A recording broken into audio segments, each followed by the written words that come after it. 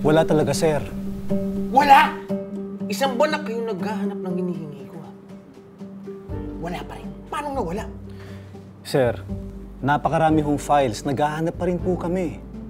Eh, sigurado po ba kayong naparehistro ninyo yung titulo ng lupa? Aba, at nagdududa ka pa yata.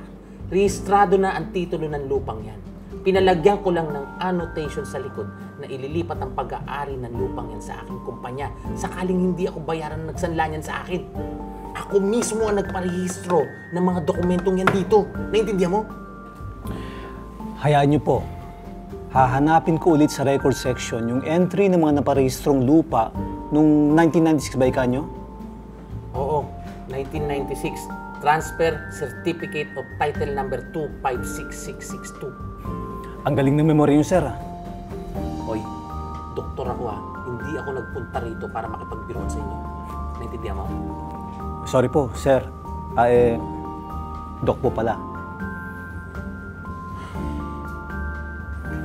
Ibigay mo sa akin ang hinahanap ko. At kung talagang nawala yan, sasampahan ko kayo ng kaso. Naintindihan mo? Opo.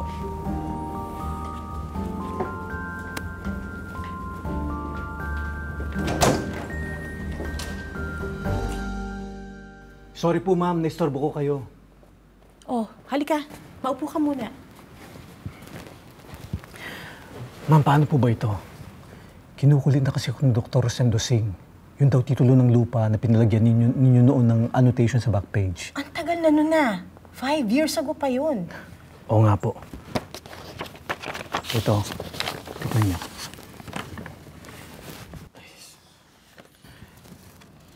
Hindi ba yun yung pinakanselan nyo noon at nagpagawa kayo ng deed of sale para sa Eastern Property Enterprises?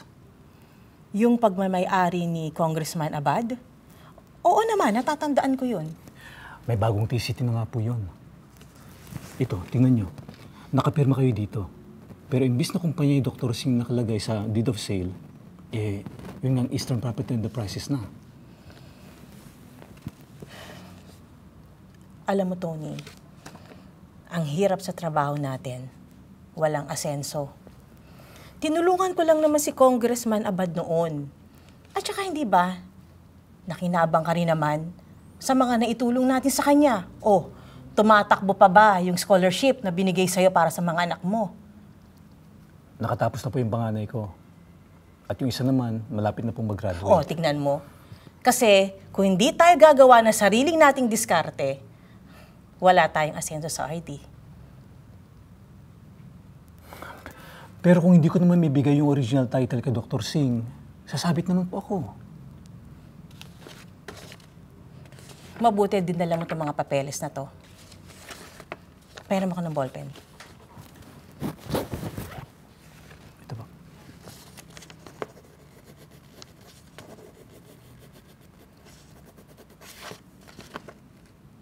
Remember, Tony, tayo lang ang may kopya nito, ha?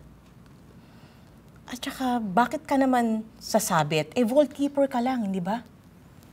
Pwedeng hindi na ipasok sa vault itong mga papeles na ito. Ilagay mo to sa pending transactions, okay? Nagkakaintindihan ba tayo? Apo.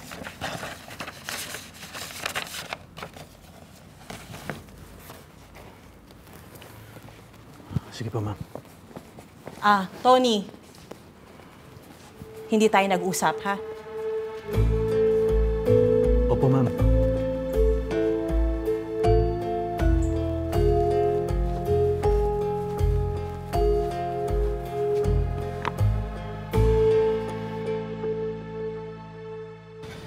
Simula po nang namatay si Mama, di na po namin naisipang ibenta sa iba yung lupang isinala niya sa inyo. Bilin po ni Mama na kung mangailangan kami ng pera ay pumunta kami sa inyo at ibenta na ng buo ang lupa. Total, nakalagay naman po sa titulo na kung hindi makabayad si Mama, ay lilipat na ang pag-aari sa kumpanya ninyo. Oo, pero alam niyo bang bayad ng mama ninyo sa utang niya sa akin? Last year pa yon. At nung huling-hulog niya, ang sabi niya sa akin, ako na daw ang bahalang magpagawa ng deed of sale na ibinenta niyo na sa akin ang lupa. Gusto din naman kasi ng mama ninyo na kumita kayo magkapatid sa tanging pamana niya para sa inyo. I'm very sorry at hindi ko yun nagawa agad. Kung ganun po, bakit niyo pa po kami pinatawag dito? Gusto ko rin sanang malaman ninyo na mukhang nawawala ang titulo ng lupa sa Registry of Deeds. May kopya pa ba ang mami ninyo? Kung meron man po, baka na-misplace yun ni Mama. Kasi nung nagliligpit po kami nung gamit niya, wala naman po kaming nakitang titulo ng lupa eh. Alam nyo, pareho lang kami ng mami ninyo na walang alam sa legal matters. Hindi ko nabalikan yung owner's copy sa Registry of Deeds matapos kong palagyan ng annotation yun. Pero huwag kayong mag-alala. Hindi ako titigil hanggat hindi natin nakukuha ang original copy ng titulo. Ako na mismo ang haharap sa issue ito. Salamat po, Doc. Sige. Salamat po. Mauna na po kami.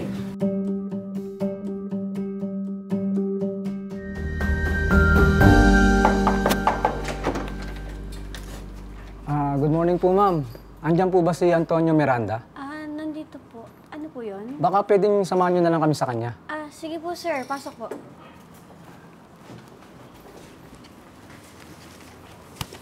Antonio Miranda? Yes, sir.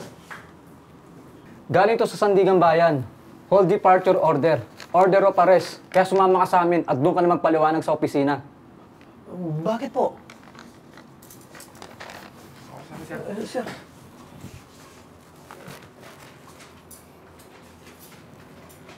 Doon ka na lang magpaliwanag sa opisina.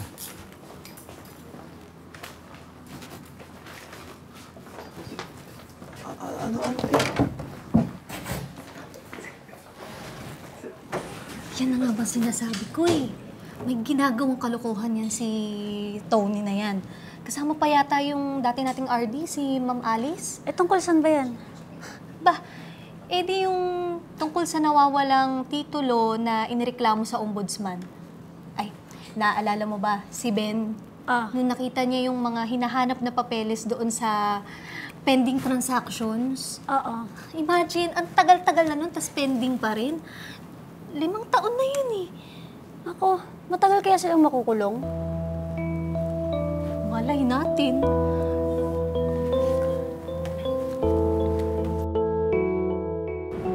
Dr. Singh, maaari niyo po bang ipaliwanag sa amin ang inyong reklamo? Your Honor, nawala po sa opisina ng Registry of Deeds ang original title ng lupang sinanla sa akin noong 1996. So, kailan ang balik ko sa inyo, Doc? After 3 months, gawin na natin regular visit yan, kahit wala ka pang nararamdaman. Pero, if you notice something different in your body, lalo na kung may sumasakit, just come here para matignan kita agad. Okay? Salamat po, Doc. Pero may isa pa po akong gustong sabihin sa inyo. Yes po. Ano po yun? Di ba po ba, meron kayong lending business? Oo, meron. Actually, sa misis ko yun. Pero ako na nagmamanage ngayon. Since she passed away 8 years ago. Pwede po ba akong mag-loan sa inyo ng 500,000? Babayaran ko po o hulugan ko yung bayad po. Kasama na rin yung interest. Medyo malaking halaga po yun. Alam ko ho. Pero may lupa po kami dyan sa poblasyon. Mahigit 20,000 square meters. Commercial lot po yun. Pamana ko po sa mga anak ko. Sakaling mamatay po ako sa sakit. Ibibigay ko po sa inyo yung titulo ng lupa bilang guarantee sa nahiram kong pera. At kapag hindi ko po nabayaran, in 5 years, sa inyo na po yung lupa. Kakausapin ko po yung mga anak ko dahil sa kanila po nakapangalan yung lupa. Well, in that case, if ever po ba, maaari po bang ilipat ang ownership sa kumpanya ko? Opo, Dok. Kayo na po mag-aasikaso ng mga papeles. Gawa lamang na kailangan ko po talaga yung cash para sa pag-aaral ng 2 kong anak. Yung isa ko pong anak, gagraduate na po sa medicine. Magkakaroon na po ako ng anak na doktor, tulad nyo. Congratulations po, ma'am. at magkakaroon na kayo ng anak na doktor. Well, let me see what I can do about your loan. Okay? Salamat po, Dok.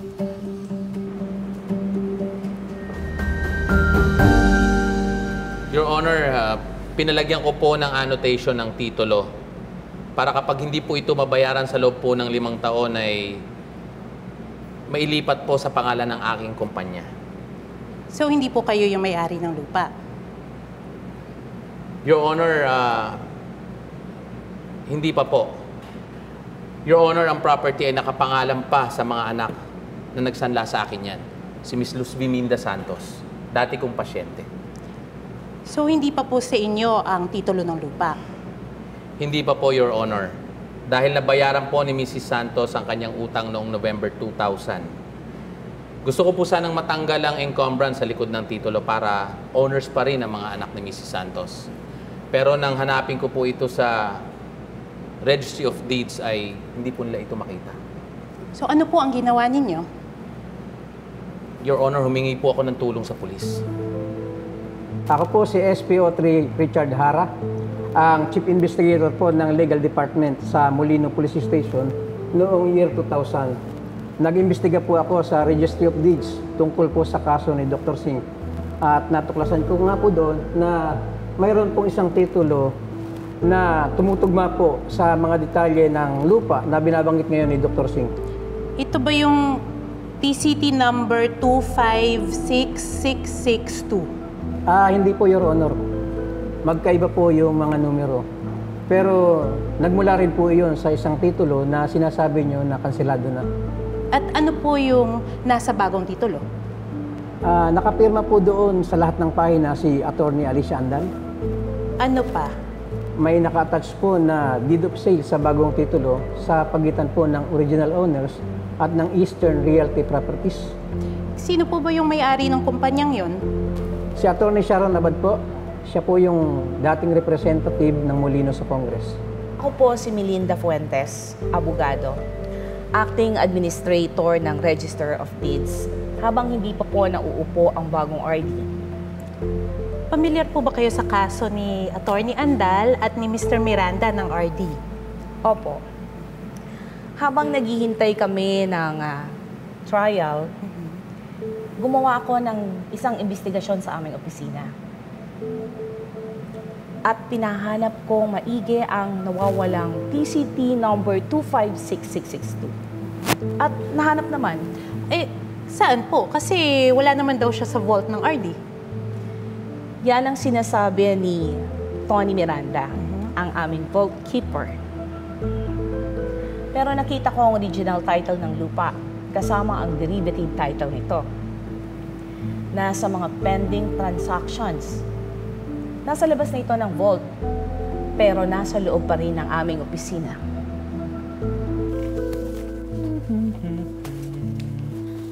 Uy, Maya. Uy, anong kinakalkal mo dyan? Uy, naku, nandito lang pala to. Oh. Ang tagal akong pinahirapan nito. Halos 1 linggo ko naghahanap dun sa vault. Alam mo, sikip-sikip dun, ang init-init pa. Jenna, tingnan mo. TCT number 256662, TCT number 285369. Bakit? Ba't nasa pending transactions yan? Ba't ganito to? Parang, ha? Hindi ko alam, okay? Hoy, kayo yung nakapwesto dito, ha? Tagahanap lang ako dito, taga-ayos lang ako ng mga documents nyo. Sige na, baka, bigay mo na to kay Atty. Fuentes. Tapos, sabihin mo, si Ben, ha? Si Ben yung nakahanap, hindi ikaw, hindi ikaw, Maya. Si Ben, okay? Sige. Thank you, ha? Aray ko! Oo Ayos na yan. Sige na. Sige. Yan nga po ang mga dokumento. At napansin ko sa original title ng TCT 256662 ay walang indikasyon na kanselado na to. Samantalang ang derivative title na nandito na TCT 285369 ay pirmado na ni Atty. Adala at nakapangalan sa Eastern Property Enterprises. Ano pong ginawa niyo? Nag-submit ako ng report sa administrator ng Land Registration Authority at sinabi ko na ang bagong title ay hindi naaayon sa batas. Una, hindi kanselado ang original title kung saan nanggaling ito. Pangalawa, ang deed of absolute sales ng original owners ng lupa at ang Eastern Property Enterprises ay hindi rehistrado. Ganun pa man, meron na ngang bagong titulo ang lupa. Opo. At pinirmahan ang rehistro na TCT 285369 ni Atty. Adala.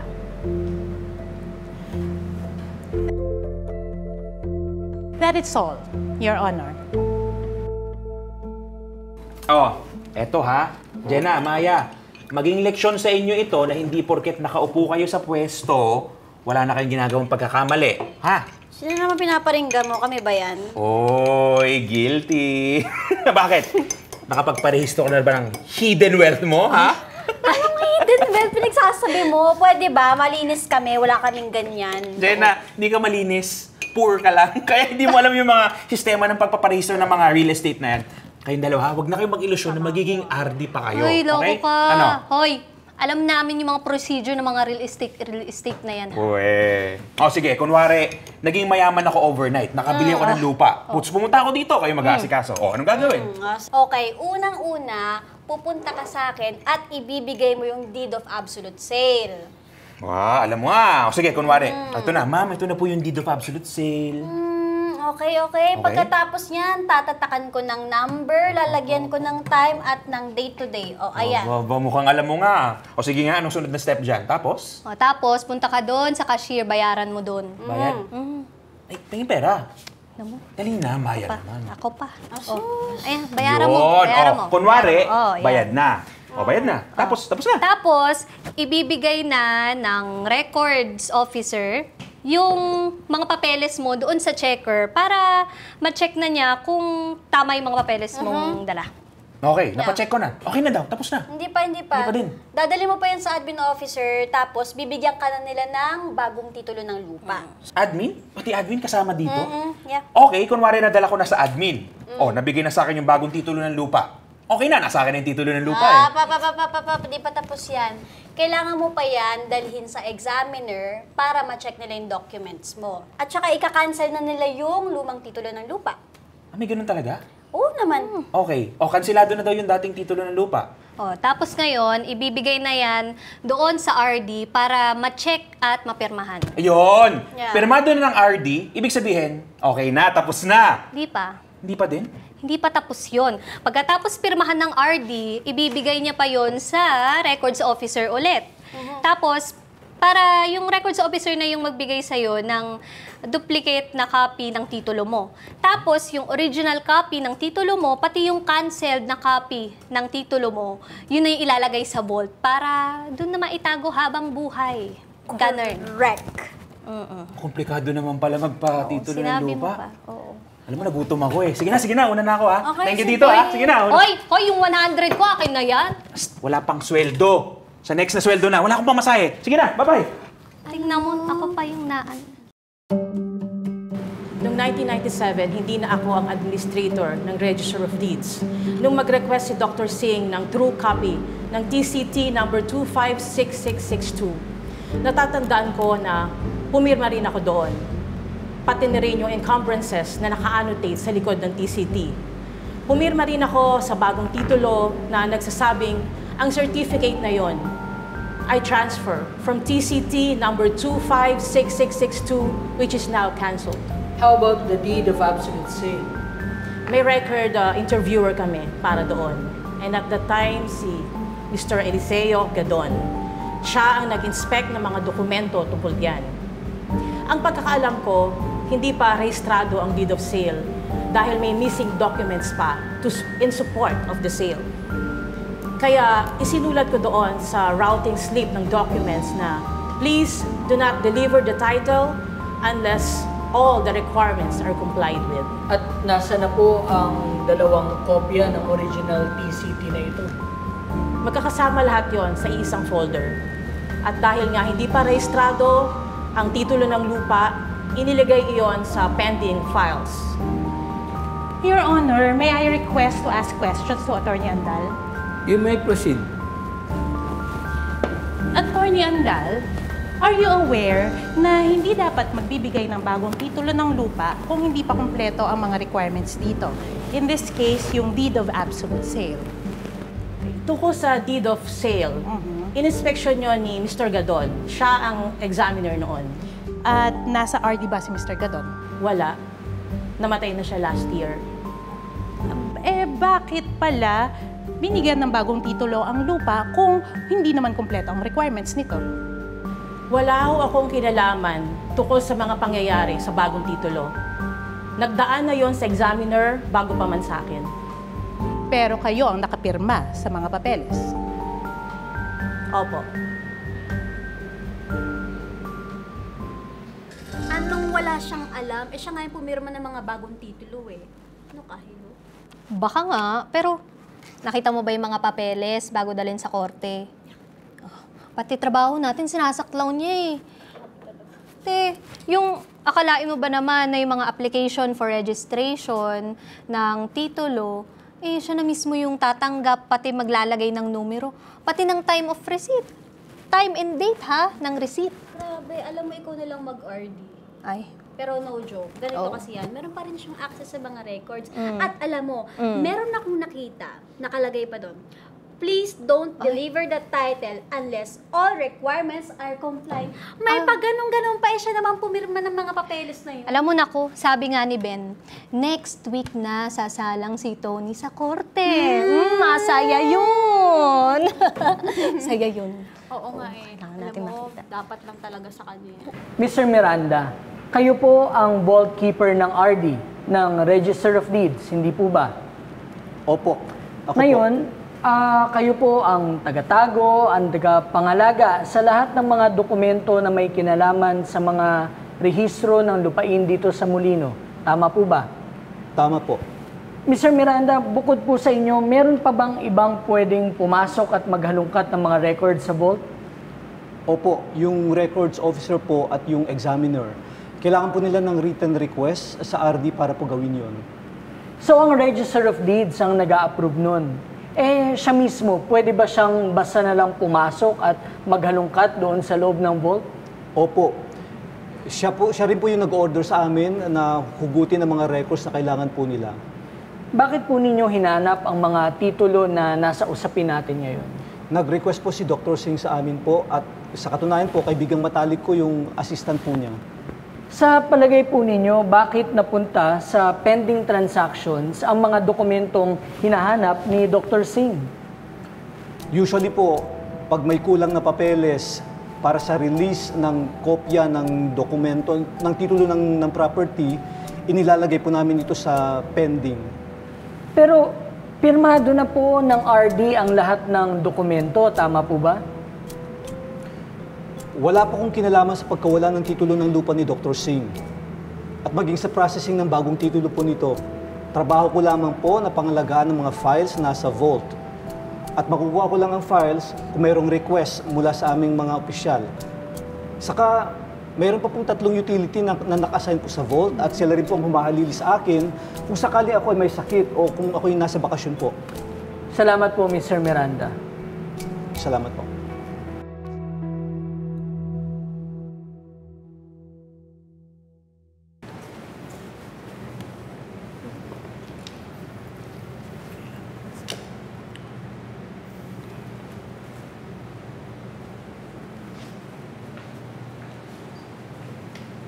Tinatawagan para tumestigo laban sa nasasakdal si Miss Jocelyn Dormiendo.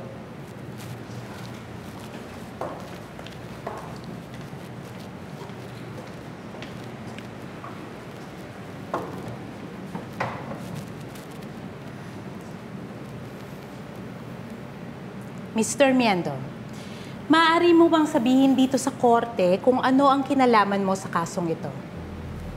Ako po ay isang land registration examiner sa Molino mula 1992 hanggang 1998. At dumaan din po sa akin ang nasasangkot na titulo na sinasabing nawawala sa Registry of Deeds. Matagal na panahon na yun pero naaalala mo pa lahat. Opo, Dahil yun ang tungkulin ko bilang examiner. Ang masusing pag-inspeksyon sa mga papeles, kung ito ay handa na para sa registration. At kung hindi pa, ay inilalagay namin iyon as pending transactions. Ano naman ang papel ni Attorney Alicia Andal sa buong iyon? Matapos kong suriin ang mga dokumento, ipinapasa ko na ito sa kanya para pirmahan, para masigurado na ito ay handa na para sa registration. At kung hindi pa, at kulang pa ang mga dokumento, ay siya rin ang nagdidesisyon kung dapat ba itong ilagay as pending transaction. At nang magdaan sa iyo ang papeles ng TCT 256662, kumpleto ba ito o kulang pa sa mga requirements? Kulang po. Kaya nagsulat po ako sa routing slip na kailangan mag-submit ng owner's copy ng titulo para makansela ito kung ito ay ililipat sa bagong may-ari ng property. Bakit ba kailangan ng owner's copy ng titulo? Isasama po ito sa deed of sale ng property, katunayan na naibenta na ng dating may-ari ang property. Ano pa ang mga natatandaan nyo? Napansin ko na sa dokumento ay walang nakasulat na do not deliver the title unless all requirements are complied with. Pero nung tinignan ko yung mga papeles ngayon, ay meron na nakasulat na ganun. At sino po ang sumulat nun? Handwriting po yun ni Attorney Andal. Sigurado kayo? Opo. Doon din po sa routing slip na sinulatan ko na mag-submit ng owner's copy of title, ay merong nakasulat na Eliseo Gadon. Eliseo Gadon, meaning? Meaning na hindi ako nag-examine ng dokumento. At si Eliseo Gadon ang nag-examine nito na namatay noong nakaraang taon. Pero dapat nga kayo ang nag-examine nun. Opo, nakalagay po iyon sa logbook ng RD. May napansin din po ako na yung petsa ng routing slip na July 27, 1998 ay pareho sa petsa ng registration ng titulo ng property. Lahat po iyon, ang petsa, ang pangalan ng examiner, at ang note na nakasulat na do not deliver the title unless all requirements are complied with, ay sulat kamay ni Attorney Andal. Maraming salamat, Ms. Dormiendo. We rest our case, Your Honor. Uy, Jana, Maya, ano sa tingin nyo? Guilty or not guilty? Guilty, syempre. Obvious ba? Mismong si Bossing na ngayon nagdiin sa kanya eh. Hanap ka pa ba ng iba? Alam mo, in fairness dyan kay Miss Dormiendo ha, yun yung gusto ko sa mga officer, yung mga sumusunod sa batas eh. Alam mo na, walang takot kahit na makalaban pa yung mga matataas ng opisyal. Remember, the law applies to all or not at all. Charot. Hindi naman si Ma'am Andal yung sinasabi ko kung guilty or not guilty. Sino ba? Si Tony. Huh? Nagdududa ka pa rin ba na siya yung kasama ni attorney? Sa palagay mo, wala siyang kasalanan? Pwede naman. Hindi ba pwedeng tinutulungan lang talaga niya? Ha? Di ba tumutulong lang siya sa boss, utang na loob. Ganun, binabalik niya lang para malusutan niya to, itong gusot na to. Tsaka, hindi masama yun, wala naman na siya sa opisina natin eh. Ayaw mo ba noon? Pag nawala na si Tony, ikaw na yung susunod na vote keeper. Ayaw mo noon? Diba? Oo nga, no? Sige na, ilipin niyo akong halo-halo dahil mapopromote na ako. Ano? Ito naman eh, masyado naman. Sige, mamaya, after shift na. Sige na, halo-halo mamaya. In the matter of Andal and Miranda versus People of the Philippines, sina Alicia Andal at Antonio Miranda ay nilitis at napatunayan sa korting ito na nagkasala sa ilalim ng krimen ng pagtataksil sa kanilang tungkulin bilang tagapagtago at tagapangalaga ng mga dokumento ng taong bayan. Napatunayan na silang dalawa ay magkasabwat na nagplano at nagsagawa ng krimen na nagbigay ng matinding pagkabahala sa lahat ng nasangkot sa kaso. Magkasama nilang kinuha at pinakailaman ang mga dokumentong dapat ay nasa kanilang pangangalaga. Bilang mga pinagkakatiwalaang opisyal ng gobyerno, Si Alicia at Antonio ay hinahatulan ng mula 4 hanggang 8 taong pagkakakulong at di na muling makakapagsilbi sa gobyerno. Sila rin ay pinagmumulta ng 1,000 piso at pinagbabayad kay Dr. Rosendo ng halagang 500,000 piso. So, ordered.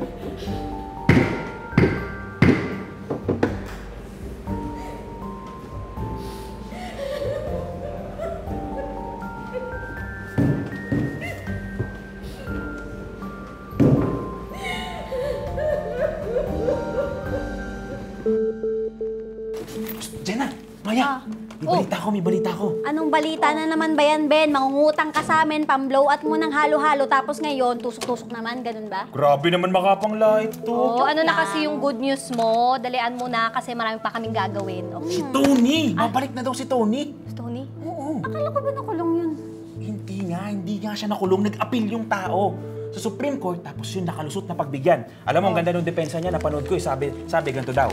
Sabi ni Tony, hindi lang daw siya nakakapasok sa vault. Kapag may permission ng RD, pati yung records keeper nakakapunta. Tapos, sabi pa niya, may 3 pa daw utility na nakakapasok kapag wala siya, kapag nagbabakasyon siya, o kaya naman may sakit. Hindi na patunayan na siya talaga yung gumawa at tumulong. Ganun? Alam naman na natin na siya yung kasabwat ni Bossing, di ba? Walang matibay na ebidensya. Yun lang ibig sabihin nun. Di happy ka na yan. Paano naman ako magiging happy? Nasira na yung pangarap ko na pagiging vault keeper. Di palitan mo na lang pangarap mo, Ben. Ano naman? Artista. Best actor ka, di ba? Sige, Sama.